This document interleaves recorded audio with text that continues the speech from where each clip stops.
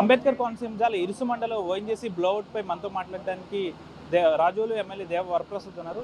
Sir, మంటలు అనేవి అదుపులోకి వచ్చాయా? ఇంకా ఎన్ని రోజులు పట్టే అవకాశం?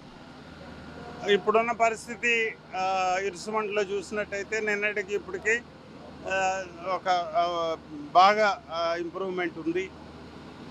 ఒక 20% 15% కంటే ఎక్కువ మంటలు లేవు. నిన్న 30 మీటర్ల ఎత్తు వరకు కూడా మంటలు వచ్చిన పరిస్థితి ఉంది. పెద్ద శబ్దం అలాంటిది ఈ రోజున చాలా కంట్రోల్డ్ పరిస్థితి. వాటర్ స్ప్రే కంటిన్యూగా చేస్తున్నారు ఇక్కడ. తర్వాత టెక్నికల్ టీమ్స్ అందరూ వస్తున్నారు కాబట్టి ఇప్పుడైతే భయం ఏమీ లేదు. సో వీళ్ళందరూ ఏదైతే మనం రాత్రి భోజనాలు పెట్టి అక్కడో రిలీఫ్ సెంటర్లో పెట్టాం వీళ్ళందరినీ. అక్కడ ఒక 400 మంది గుబ్బలపాలెంలోని, ఇటు ఒక 200 మంది లక్కవరంలో పెట్టాం. వారందరూ కూడా నార్మల్కి రావాల్సింది, వాళ్ళ ఇళ్ళకి వెళ్ళటానికి అవకాశం కనిపిస్తూ ఉంది.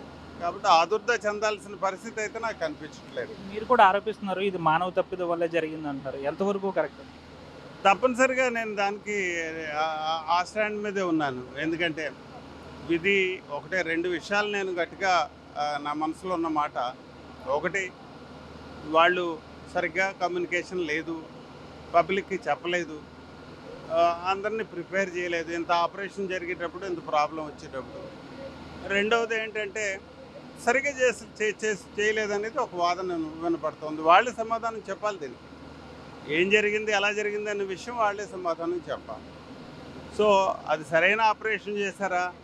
ఒకటి. 2, అసలు ఏమీ లేదని క్లోజ్ చేసిన దాంట్లో మరి ఇంత మెటీరియల్ బయటకు వచ్చి కాలిపోవటం, దీని మీద కొంత వాళ్ళు క్లారిటీ ఇవ్వాల్సిన అవసరం.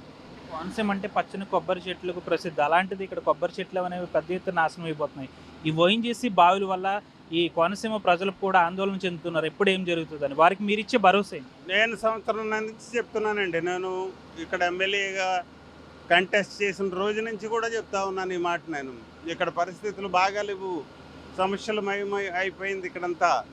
ఇవన్నిటిని కూడా సరిదిద్దుకోవాల్సిన బాధ్యత మనందరూ ముందు ఒక టీం వర్క్ చేసుకోవాలనే మాట నేను ఈరోజు చెప్పట్లా, నేను మొన్న నుంచి చెప్తాను.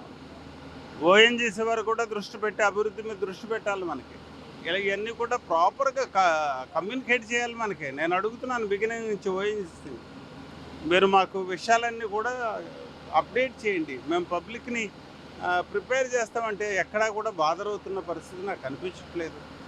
చూద్దాం ఎలా వస్తుంది. ఇవాళ కూడా నేను మాట్లాడి నేను పరిస్థితిని చక్కదిద్దాను. వరి పడాల్సింది లేదు, ఆందోళన అక్కర్లేదన్న విషయాన్ని నేను చెప్పగలను.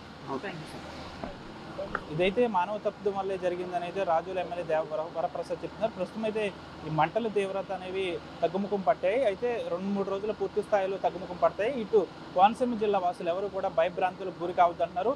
అయితే రాజోలు ఎమ్మెల్యే దేవ వరప్రసాద్ కూడా ఆర్టీవీతో తన ఆవేదన వ్యక్తం చేశారు. నేను ఎమ్మెల్యే అయిన దగ్గర నుంచి కూడా ఇబ్బందులకు ఇక్కడ చెప్తున్నాను, పరిస్థితులు బాగాలేదంటూ కూడా చెప్తున్నాను అని కూడా ఆయన ఆవేదన వ్యక్తం చేసిన పరిస్థితి కూడా చూస్తున్నాం. అయితే ఇక్కడ ఓఎన్జీసీ తీరు అనేది చాలా ఇబ్బందికరమైన పరిస్థితుల్లో ఉంది కాబట్టి దీనిపై ఓఎన్జీసీ అధికారులు ఇప్పటికే ఒక నివేదిక తయారు చేయాలి. ఇప్పటికైనా ఈ ఏవైతే బావిలు ఉన్నాయో వాటికి సరైన రక్షణ కల్పించాలి, ప్రజలకు ధైర్యం కల్పించాలని అయితే దేవ వరప్రసాద్ అయితే ఎమ్మెల్యే చెప్తున్నారు. వీడియో జర్నలిస్ట్ శేఖర్తో మనోజ్, ఆర్టీవీ, ఇరుసుమండ గ్రామం నుంచి.